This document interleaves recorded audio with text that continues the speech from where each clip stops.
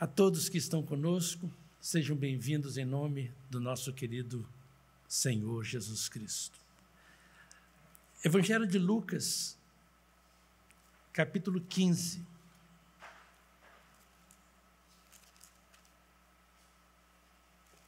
Alguém pode dizer, mas pastor, você já pregou sobre isso. É verdade.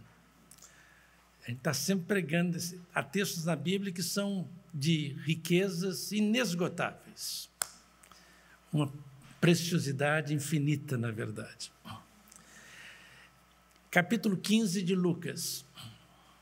Este capítulo, ele, como eu já acabei de falar aqui agora, é de uma riqueza, uma profundidade enorme, né? Os versículos 1 e 2 do capítulo 15, o versículo 1 começa assim: chegavam-se a ele todos os publicanos e pecadores para o ouvir. Ele aí é quem? É Jesus. Então, o escritor Lucas, ele vai nos informando nesse primeiro versículo quem era o auditório de Jesus, como era composto o auditório de Jesus, a igreja de Jesus.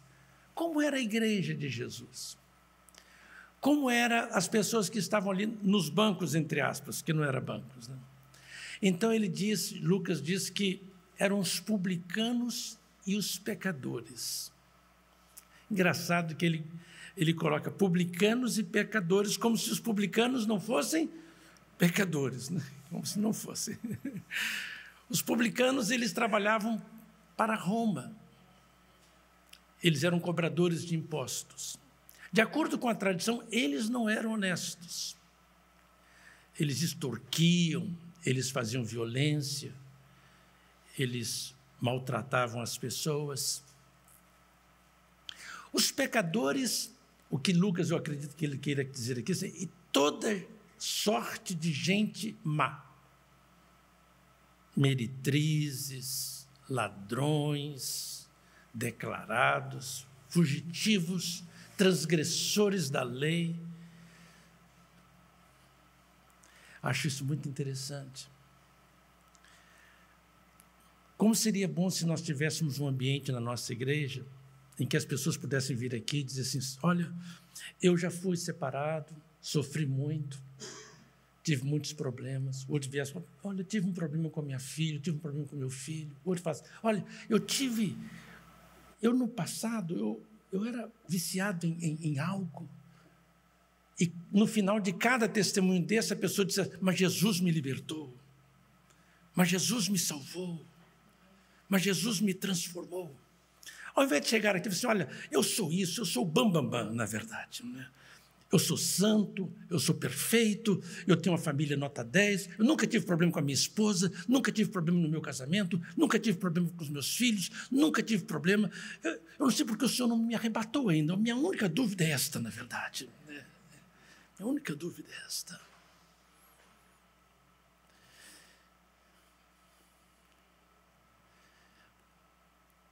Como seria bom, quem sabe se chegasse uma pessoa que ainda não entregou a vida para Cristo, se eu visse um testemunho assim, ela vai dizer: é disso que eu preciso, é de Jesus que eu preciso.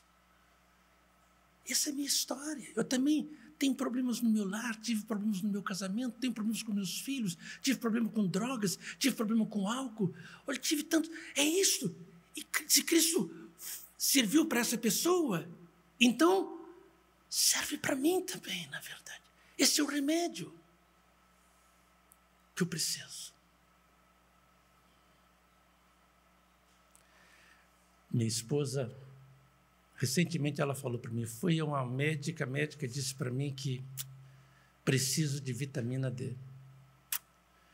Falou de um problema que ela tem. Estou com falta de vitamina D. Eu fui a uma médica há poucos meses atrás e ela disse que eu também precisava de vitamina D e ela prescreveu para mim vitamina D. Então eu vou comprar o mesmo remédio que você tomou, na verdade, que é disso que eu preciso. Então as pessoas viriam aqui e contariam de que elas têm falta, qual é o problema delas. E alguém dizia: eu estava com esse problema E um médico, uma médica me receitou isso, o nome dessa médica é Jesus. O nome desse médico é Jesus, na verdade. Então, esse, quero o que esse médico prescreveu. Então, o auditório de Jesus está aí. Mas esta é uma parte do auditório de Jesus. Versículo 2 fala da outra parte do auditório de Jesus. Então, Lucas continua dizendo, e os fariseus e os escribas, que também faziam parte de quê? Da igreja de Jesus, do auditório de Jesus. Eles murmuravam, eles reclamavam, dizendo, este homem, este recebe pecadores e come com eles. Este aí é quem? É Jesus. Então, dentro da igreja de Jesus, no auditório de Jesus, tinham dois tipos de pessoas. As pessoas que estavam doentes, enfermas, que sabiam que estavam erradas, e as pessoas que eram líderes religiosos, que os fariseus e os escribas eram peritos em hebraico, em grego, na Torá, na Tanar, no Ketuvim, toda a escritura, sabe, de trás para frente, de frente para trás. Mas eles estavam sempre murmurando, estavam sempre reclamando, estavam sempre vendo defeitos, estavam sempre vendo erros, com a língua afiada, com comentários terríveis, uma miséria.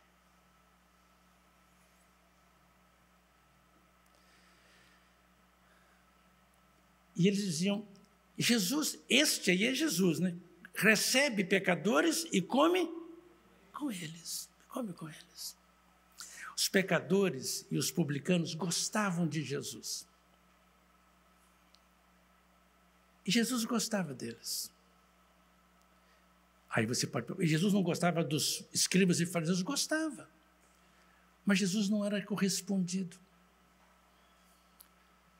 Eles estavam sempre buscando uma falha na palavra de Jesus, uma falha na atitude de Jesus. Olha aí, olha como é que é, olha como é que ele age.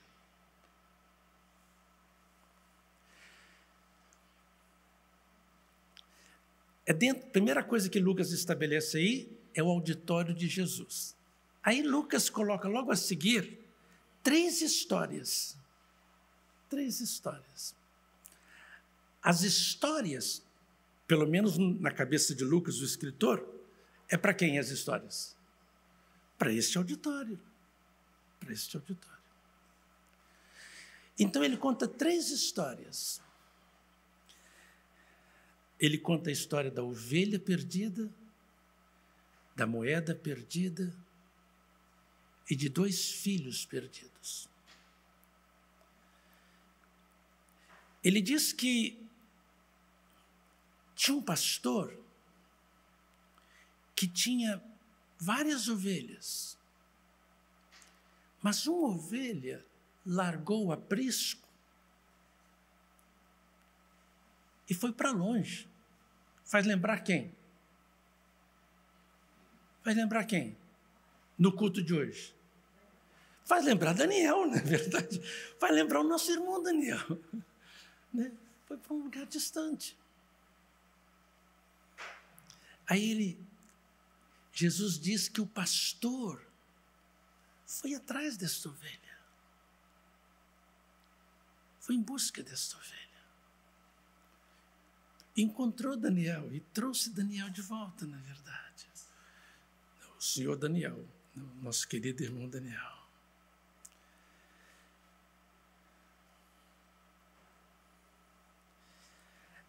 A segunda história, Jesus fala de uma mulher.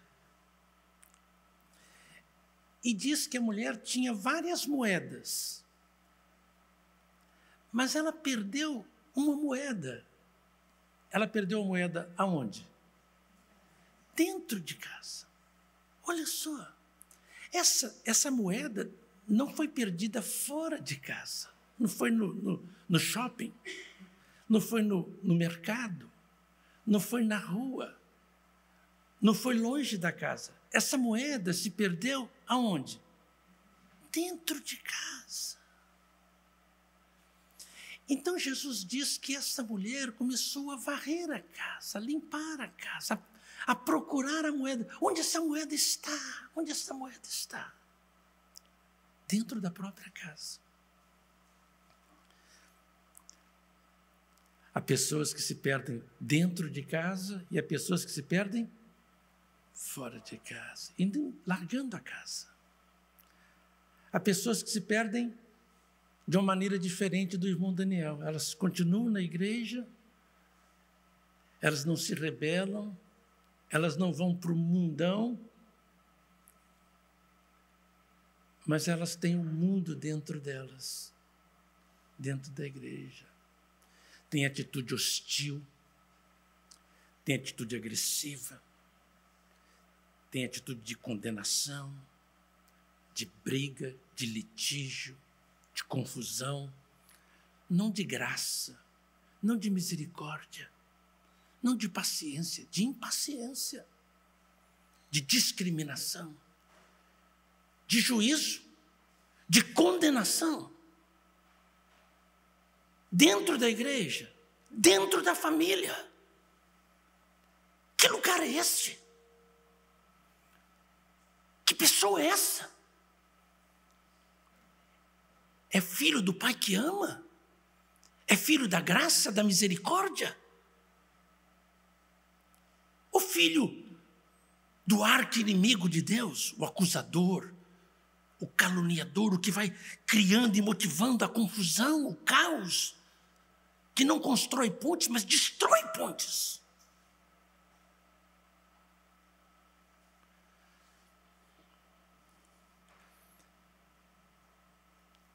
Então Jesus conta a história depois de dois filhos. Os versículos 1 e 2 é o auditório de Jesus. Do versículo 3 ao versículo 7 é a história do pastor com a ovelha perdida. Do versículo 8 ao versículo 10 é o versículo da moeda perdida e da mulher que vai atrás dessa mulher. Confere? Isso mesmo. Do versículo 11 até o versículo 24,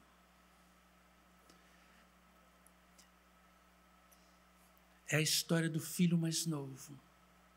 É a mesma história da ovelha perdida. É a mesma história da moeda perdida. Só tem que o nome dessa moeda e dessa ovelha se chama filho mais novo,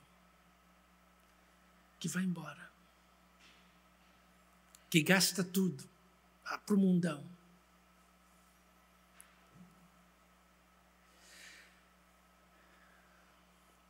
Essas três primeiras histórias fazem lembrar do publicano, dos pecadores, que estão longe do templo, longe da sinagoga, que não se sentem bem-vindos na sinagoga nem no templo, porque ali só tem gente perfeita, só tem santos. Ninguém vem ao público para dizer, olha, era viciado, eu era uma pessoa violenta, mas descobri que eu estava insano.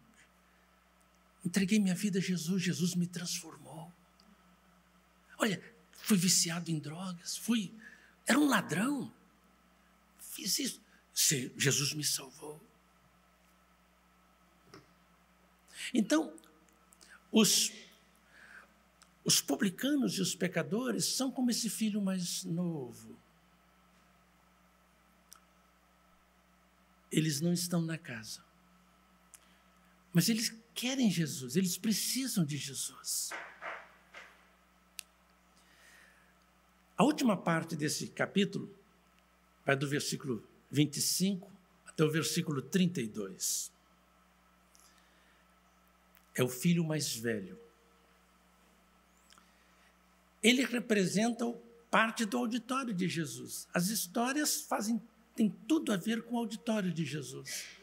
representa os fariseus e os escribas. Eles se sentem eleitos, predestinados. Existem essas duas palavras na Bíblia, eleitos e predestinados. As pessoas abusam dessa palavra.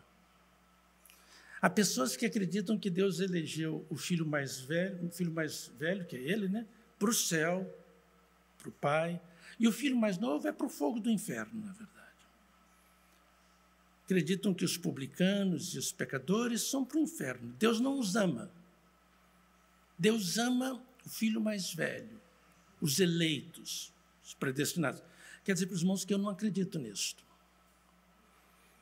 Então não existe eleição e predestinação na Bíblia? Existe, sim, mas não nesses termos. Existe predestinação e eleição na Grécia antiga, no Egito antigo, na Média e Pérsia antiga, e os judeus incorporaram esses valores e passaram esses valores ali, falando de si, mas os próprios escritores bíblicos contestam esta ideia, no sentido, não é que Deus não é que Deus não me ame, não me eleja, não me predestine, não se trata disto.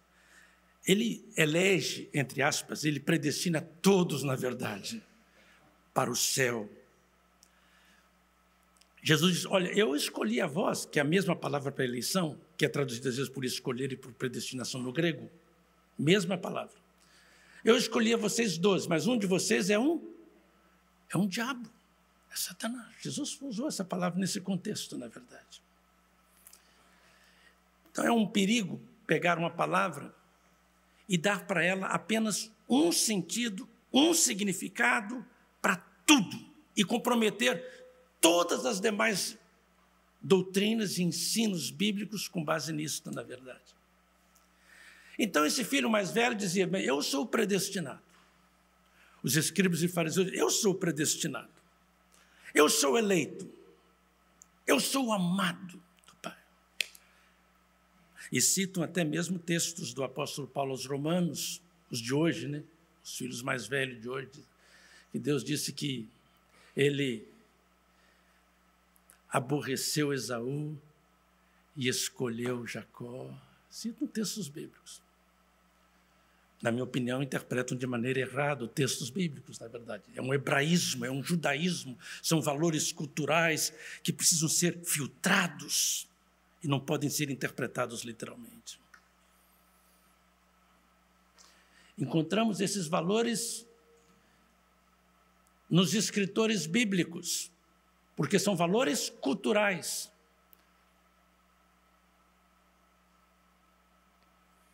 Então, nós precisamos de ler a Bíblia. O que é o mais importante? O que é importante? O que é claro? O que é marcante? O que é? Então, nós, por exemplo, abrimos o livro de Amós, o último capítulo do livro de Amós. Então, nós encontramos lá no livro de Amós, no capítulo 9, versículo 7, um texto extraordinário. Não sois vós para mim, ó filhos de Israel, como os filhos dos etíopes, diz o Senhor.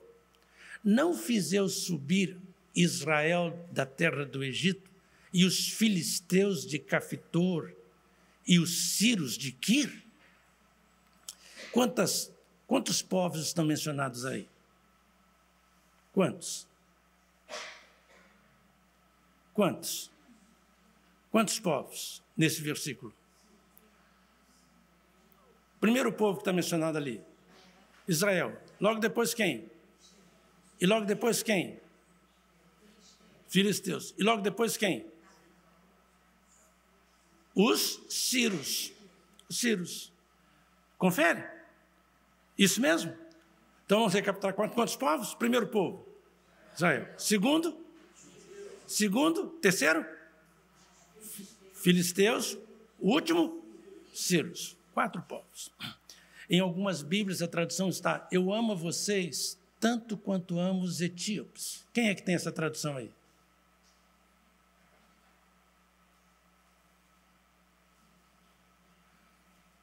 Tem, irmã Patrícia? Como é que dizem só essa parte? Eu combinei com a irmã Patrícia que ela trouxesse essa Bíblia hoje aqui para nós, né? Para ela ler aqui, né? Então, o que Deus está ensinando para Israel aí, para o povo dele, que eles se consideravam quem? Os eleitos, os predestinados. Então Deus está dizendo, olha, eu amo vocês tanto quanto amo os etíopes, os filisteus, os sírios, não é isso mesmo? Vocês não são melhores do que eles, vocês têm o meu amor tanto quanto eles têm. Eu estou trabalhando na vida deles, mesmo que não esteja registrado aqui pelos profetas deles. Quem é que está falando isso? É um profeta espúrio? Um dos maiores profetas de Israel, Amós. Nós encontramos a mesma ideia de que Deus ama os publicanos, Deus ama os pecadores, Deus ama tanto quanto ama os escribas e os fariseus. Deus ama tanto Nicodemos, que é um membro do Sinédrio de Jerusalém, quanto ama a mulher samaritana que tinha tido 5 homens e o que ela tinha agora não era o marido dela. Então Jesus tem tempo para ambos, na verdade, e ama a todos, na verdade. Um outro livro que mostra esse amor de Deus por todas as pessoas é o livro de Jonas, um livro inteiro sobre isso.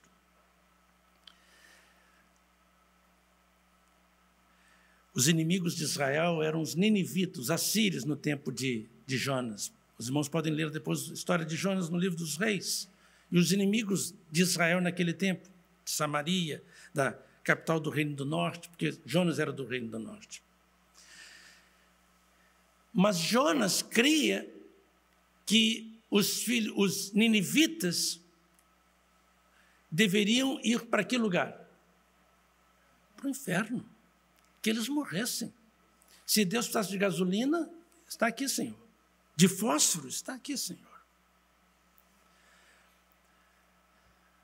Mas Deus diz, olha, Jonas, eu quero que você vá lá e pregue uma mensagem para os ninivitas.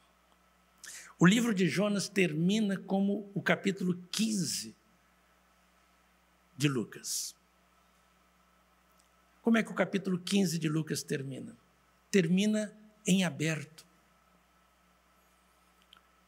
O capítulo 15 de Lucas termina sem um final.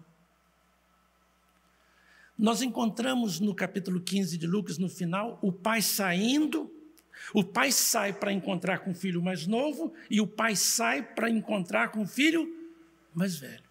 A ação do pai é a mesma. O filho mais novo recebe o abraço e o beijo do pai. Mas o filho mais velho, ele começa a acusar o pai de injusto.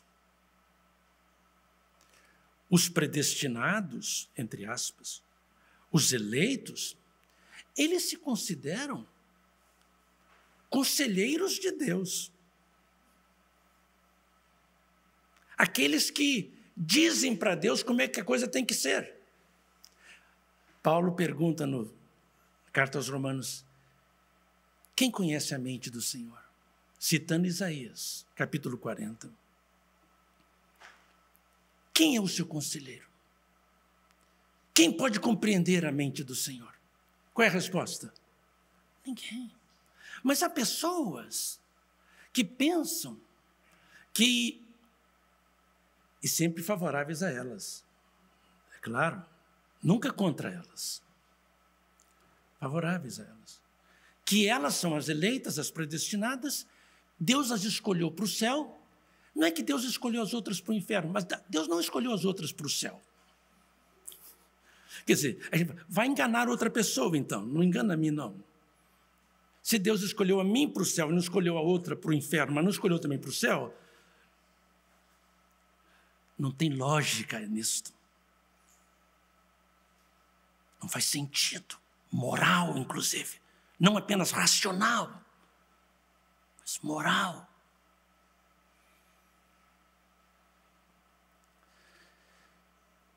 Deus quer ensinar para Jonas e para todo Israel, através de Jonas, do livro e de Amós, que Deus ama quem? Deus ama todos. Deus ama todos. Esse negócio de raça superior faz lembrar de brancos, até pouco tempo atrás, em relação aos negros, não é isso mesmo? Que se consideravam o quê? Superiores. E agora aparecem crentes dizendo que eles foram os eleitos, os predestinados. Como assim? É o filho mais velho. É o filho mais velho. Mas o apóstolo João escreveu no capítulo 3 de João, porque Deus amou o mundo. Mas estejam certos, os eleitos e os predestinados dizem que este mundo significa os homens eleitos, na verdade. Eles fazem o que eles querem, contexto bíblico, na verdade. Na sua primeira carta do apóstolo Paulo a Timóteo, capítulo 2, versículo 3, o que o apóstolo Paulo escreveu? 1 Timóteo 2, 3. Porque isto é bom e agradável diante de Deus, nosso Salvador. Versículo 4 agora, por favor.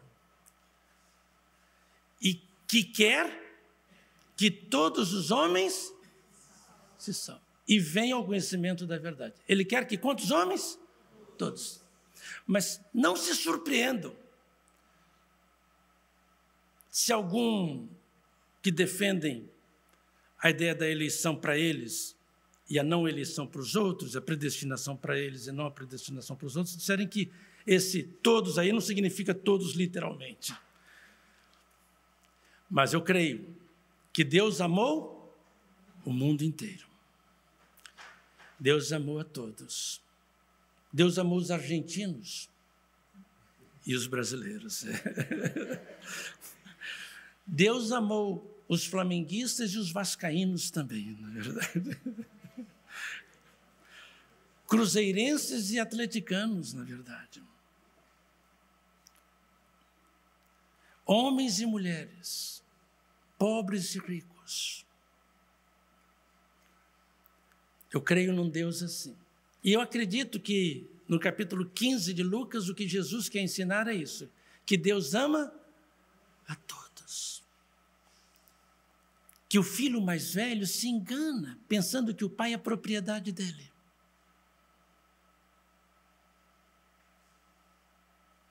Que o filho mais velho se engana, que os fariseus se enganam, que os escribas se enganam, pensando que Deus e que as Escrituras é o monopólio deles, na verdade.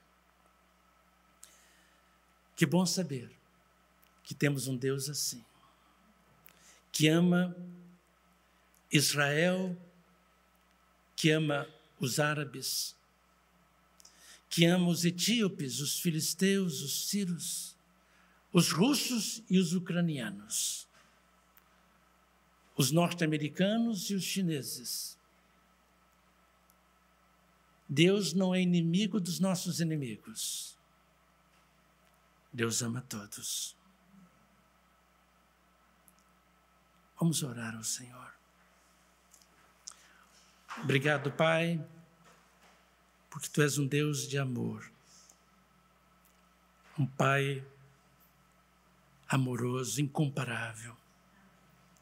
Em nome do Teu Filho Jesus, que Te revelou um dia para nós, nós oramos e Te agradecemos. Amém.